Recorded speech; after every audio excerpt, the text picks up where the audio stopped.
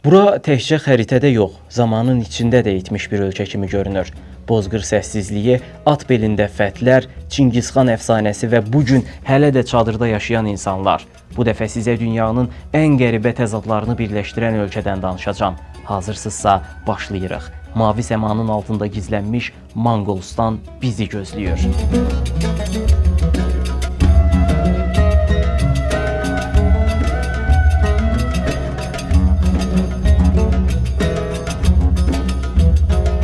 Monqolistan baş gicəlləndirici təbiəti ilə uzaq diyarlarda ən çox diqqət çəkən ölkələrdən biridir. Tam 1.564.000 kvadrat kilometr ərazisi ilə torpaq baxımından dünyanın ən böyük ölkələrindən sayılır. Bu qədər böyük əraziyə isə sadəcə 3,5 milyon nəfər insan düşür. Əhalinin yarısı ölkənin paytaxtı Ulan Batorda cəmləşib. Cəmiyyətin digər yarısı isə hələ də qədim ənənəvi həyat tərzini davam etdirir. Mavi səmanın ölkəsi adlandırılan Monqolistanda insanlar kanvas parçasından düzəlmiş çadırlarda yaşayır və nəqliyyat vasitəsi kimi at və dəvədən istifadə edirlər. Ənənələrin ən çox qorunub saxlandığı digər bölgələr isə qədim şəhərlər olan Hovd və qədim Monqol şəhəri Karakorumdur. Bu bölgələrdə Monqol və Qazax mədəniyyəti yaşadılır. Əslində Qazaxıstanla sərhədləri yoxdur, lakin Qazaxlarla həyat tərzləri bir çox ortaq cəhətə malikdir. Tarixsevərlər yaxşı bilir ki, Monqollar tarixdə ən qədim və ən önəmli xalqlardan biridir. Keçmişdə tanınan dünyanın bir çox xalqını diz çökdürə bilib və böyük imperiyalar qurublar. Əvvəllər Qobi səhrası ətrafında ovçuluq və qarətçiliklə məşğul olaraq yaşayıblar. Basqın və qarətləri əsasən at belində həyata keçirər və yay ox istifadə edərdilər. Onların tarixində ən önəmli fiqur olan Çingizxan sayəsində Monqol tayfaları birləşdi və bütün dünyaya meydan oxudular. Çingizxan 1016-cı ildə Monqol torpaqlarında imperiya qurdu.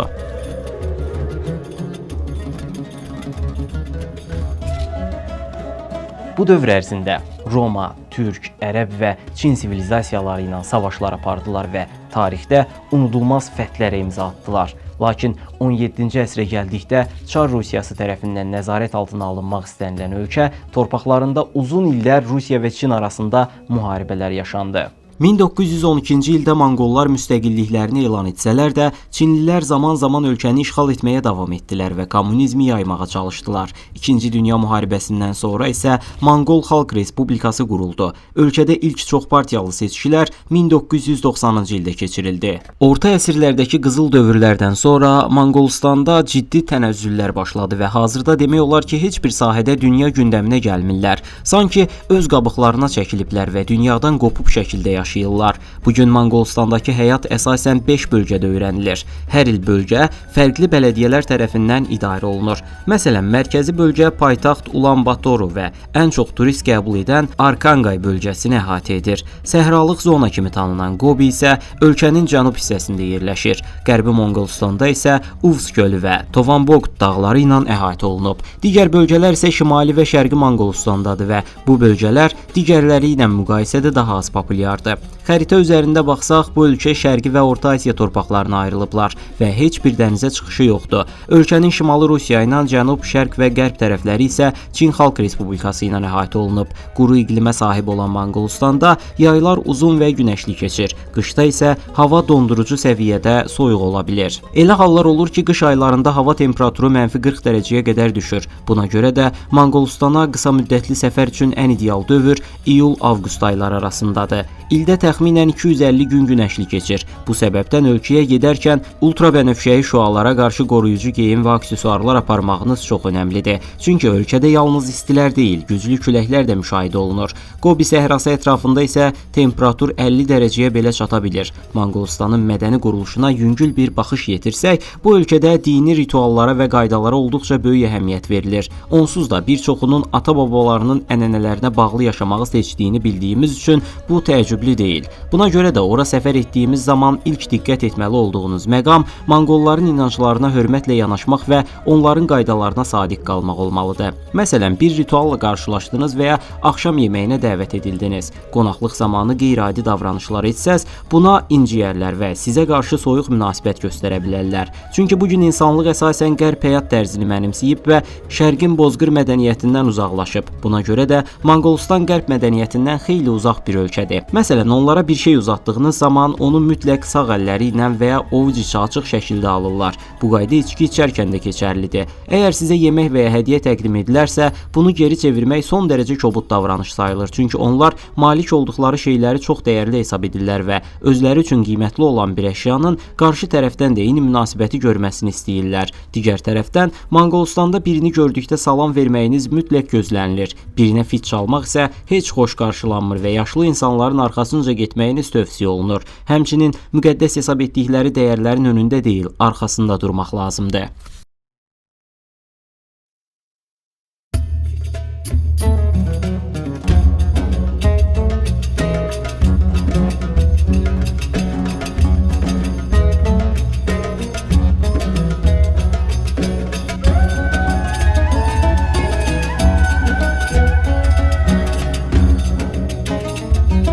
Adətən digər xalqların mətbəx mədəniyyətindən çox danışmasam da, Asiya və Bozqır mətbəxi həmişə marağımı çəkib.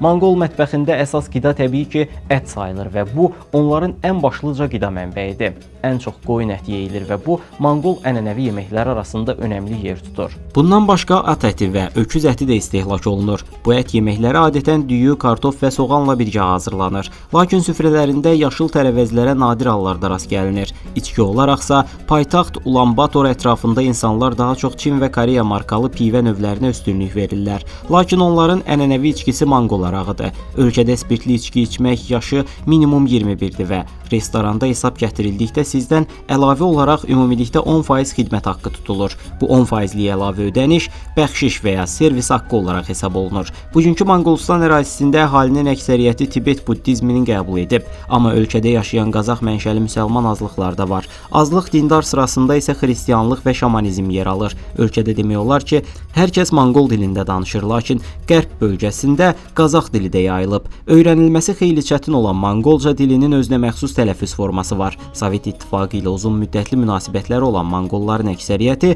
rus dilində də sərbəst danışa bilir. İngilis dili isə bu ölkədə hələ geniş yayılmayıb. Ölkənin iqtisadiyyatına gəldikdə isə əsasən kənd təsərrüfatına əsaslanır.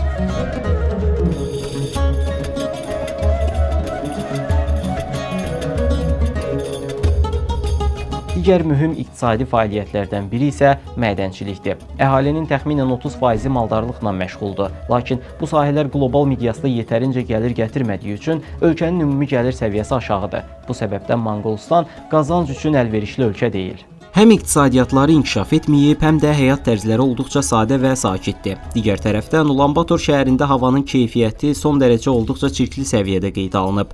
Bu da ölkəyə olan marağın aşağı olmasının səbəblərindən biridir. Videonun əvvəlində də qeyd etdiyim kimi, səhiyyə sistemi həm inkişaf etməyib, həm də gigiyenik baxımdan çox zəifdir. Bununla yanaşı maraqlı bir fakt deyim. Azərbaycanda olduğu kimi orada da ƏDV geri al məsələsi var. Bir məsələ də var ki, digər az inkişaf etmiş ölkələrdə tez-tez rast gəlinən polis rüşvət tələb edir halları burada demək olar ki, yoxdur. Əgər qaydanı pozmusunuzsa, polis gəlir, cəriməni yazır və gedir. Rüşvət gözlənilmir. Ölkədə ən çox istifadə olunan avtomobil markası Toyota'dır.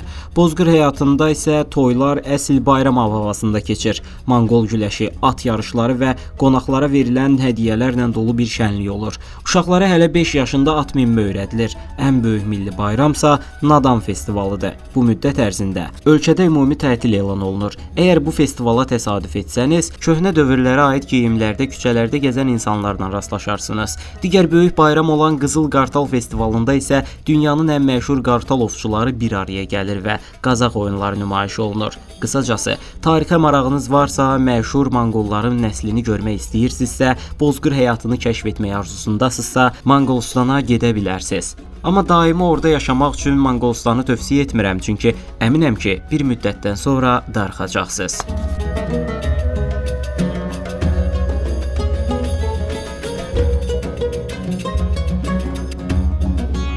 Belə, video haqqında fikirlərinizi və məndən hansı ölkələrdən danışmağımı istədiyinizi şərh bölməsində paylaşmağı unutmayın. Dünyanı birlikdə kəşf edəcəyik. Bu səbəbdən yeni videolarımı qaçırmamaq üçün kanalıma abunə olun. Növbəti videoda görüşənədək. Sağ olun.